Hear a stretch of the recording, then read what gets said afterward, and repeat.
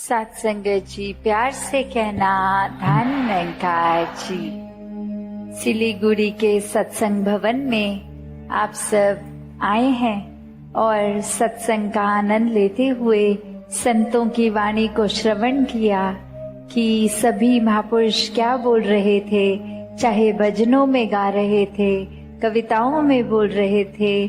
वो आवाज जो युगों युगों से संतों ने दी है, आज यहाँ से भी वही आवाज सुनने को मिली कि मानव जीवन मिला है तो इसके हर पल में एक जो दान मिला है, एक परमात्मा द्वारा जो एक है, तो वो यही कि जीवन को सिर्फ हंसी खेल मौज मस्ती में ही ना समर्पित कर दें, अपना खत्म कर दें। एक जीवन मिला है मानव का तो परम लक्ष्य प्रभु परमात्मा की प्राप्ति के लिए मिला है।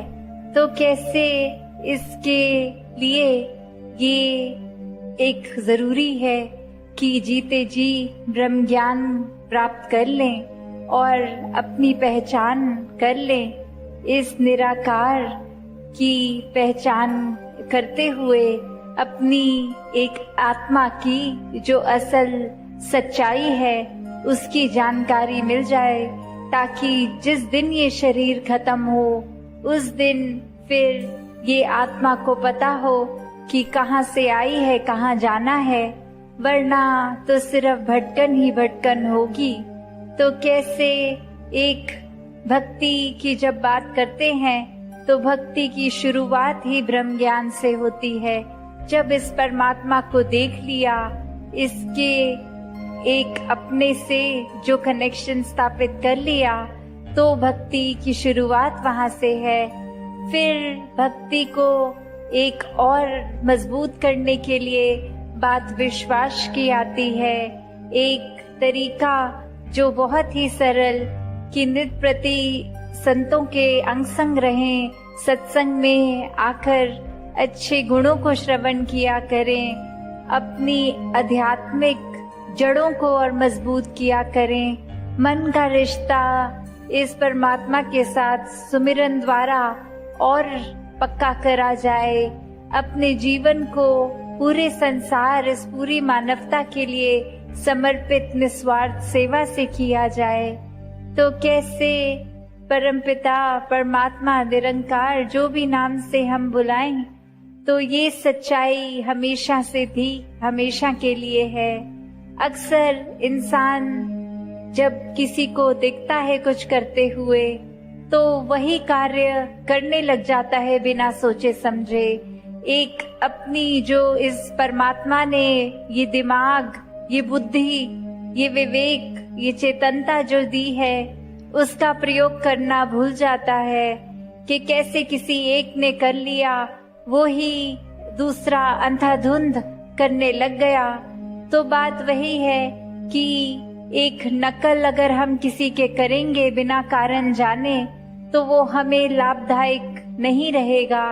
जैसे अगर कोई स्कूल में बच्चे को खुद कुछ ना आता हो, सिर्फ आगे वाला अपने एक परीक्षा में क्या लिख रहा है उसी की नकल करके लिखते गए, तो अपनी बुद्धि तो उनकी बड़ी नहीं, वो ज्ञान दिमाग में उनके बेहतरी के लिए तो कुछ हुआ नहीं, सिर्फ कुछ नंबर जरूर परीक्षा में ज्यादा आ जाएंगे ऐसा करने से। तो असल में बात क्या है, इंसान सिर्फ ये भक्ति में भी ऐसा ही करने लग गया है। अक्सर देखते हैं कि कोई व्यक्ति ऐसा कर रहा है तो उनके जीवन में बहुत ही दौलत आ गई है, कुछ वो एक तरह का अपनी रूटीन सुबह से रात तक की इस तरह जी रहे हैं। तो वो कारण ये रहा है कि हर किसी की अपनी तो भक्ति मजबूत है, फिर वो अपने हिसाब से अगर अपने दिन को चला भी रहे हैं तो कारण इसमें भक्ति का मजबूत होना है, ना कि अगर हम ये समझे कि किसी का एक सफलता रूप इसलिए मिल रहा है क्योंकि उनकी रूटीन इस तरह की है। और वो फिर बात यही कि एक नकल के तौर पे वो रूटीन हमने भी आजमा ली। सुबह से रात तक जो दूसरा व्यक्ति कर रहा है उसी को करते चले गए।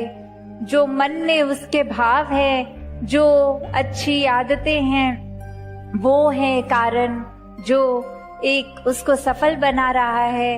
पर अक्सर इंसान कुछ और ही तरीका समझ के उसको वैसे ही अपने हिसाब से एक बिना जैसे आंख बंद करके उसको कॉपी करता चला जाता है। तो अक्सर यही बात संत हमेशा से समझाते हैं कि जो भक्ति है ये हर एक की बड़ी इंडिविजुअल जर्नी है अपनी, एक हर एक का अपना मार्ग है।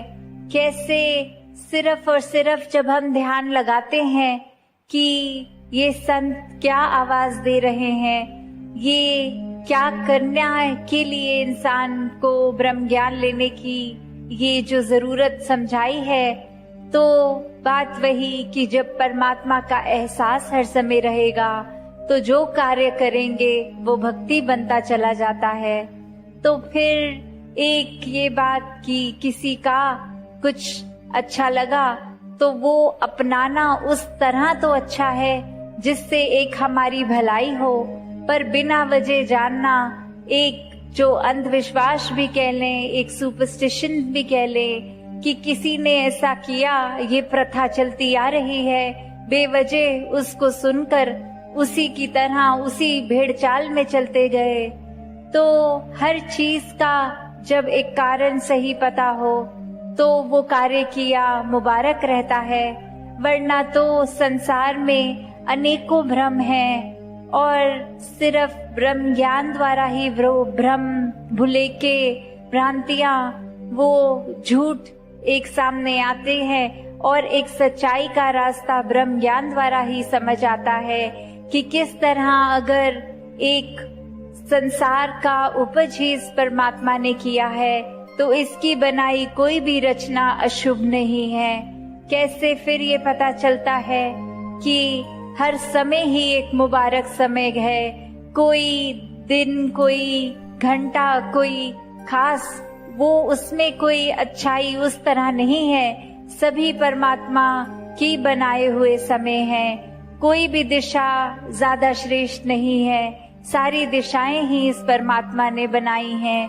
सभी एक बाहर एक मुकाबले में एक तरह की ही श्रेष्ठ हैं। सभी इंसान इस परमात्मा ने बनाए हैं, तो ऊंच नीच, जाति पाति, रंग, किसी तरह के और भी जो भेदभाव हैं उससे हम अगर एक नफरत करने का कारण ढूंढ रहे हैं तो नुकसान हमारा ही है, क्योंकि परमात्मा ने तो सभी को एक समान बनाया है। सभी के अंदर तत्व भी एक जैसे हैं। एक शक्ल को भी देखे तो आंखें, नाक, कान, मुंह, ये शरीर सभी एक समान है।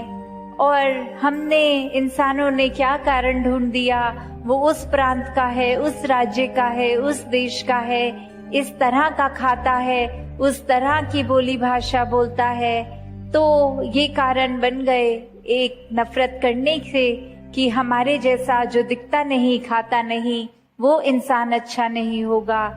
तो इंसान तो इस परमात्मा द्वारा बनाए ही गए इसलिए कि पूरी मानवता के कल्याण का लिए अपना योगदान दें। अपने अंदर निंदा, नफरत, वैर, ईर्ष्या इत्यादि जैसे बुरी भावना न रखें। प्यार, नम्रता, सहनशीलता, विशालता, करुणा, ऐसी अच्छाई को पालें। एक मानवीय गुण एक मानव में होने ही प्रमाण है कि वो असल में मानव है।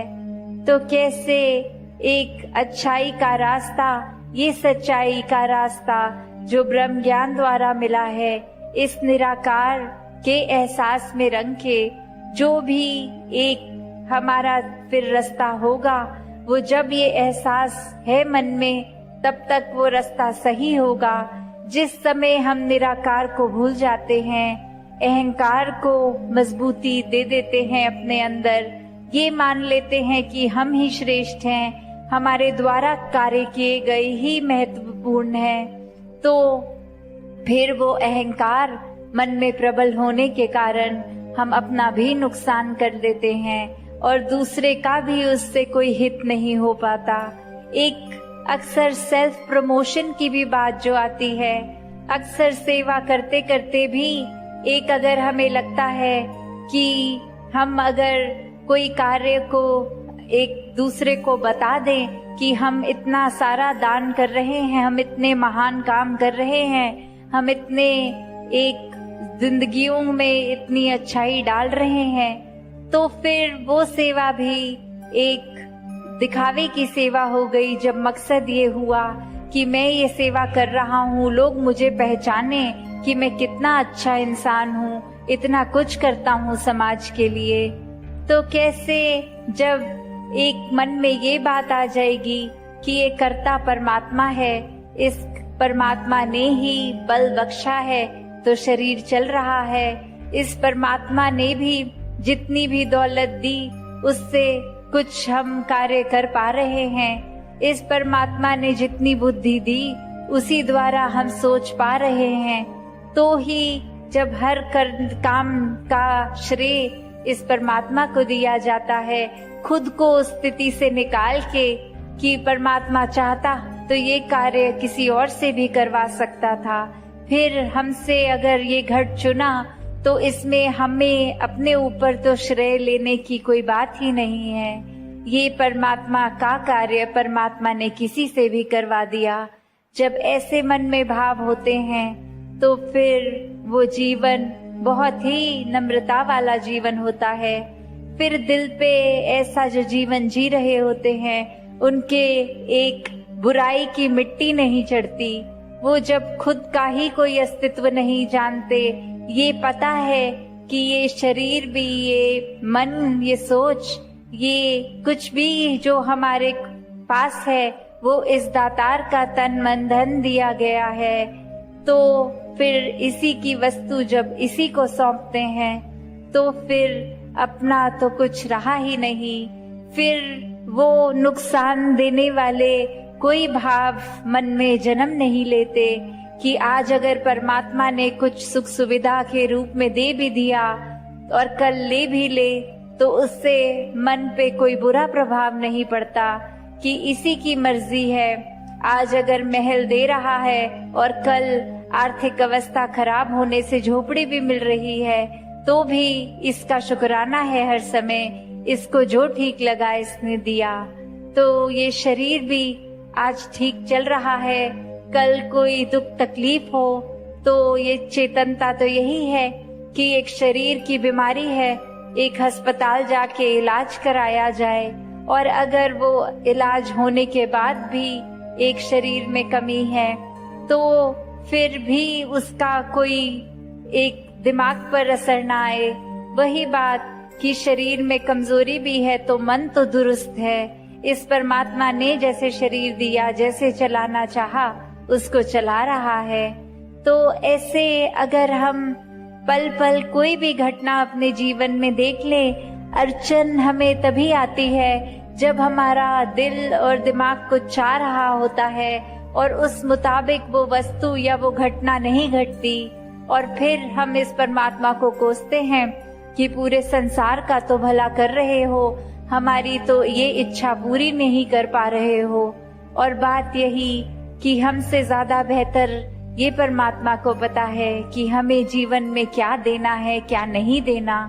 तो जब हम अपने मन को पूरी तरह सरेंडर कर लेते हैं इस दातार के आगे, फिर जो कुछ भी इस जीवन में मिलता है उसमें हमको कृपा ही दिखती है, उसमें सिर्फ और सिर्फ हमारी भलाई ही है। तो जब मन की इच्छा की भी बात आती है, अक्सर लोग कहते हैं कि बिल्कुल इच्छा से रहित हो जाओ तो ही बात बनेगी, पर अगर इसको भी गौर से सोचें तो कोई इच्छा ना होना भी एक तरह की इच्छा ही है। तो कैसे अपने आप को बहुत ही बैलेंस तरीके से जीना है, जहाँ इस परमात्मा ने वो काबिलियत बख्शी है।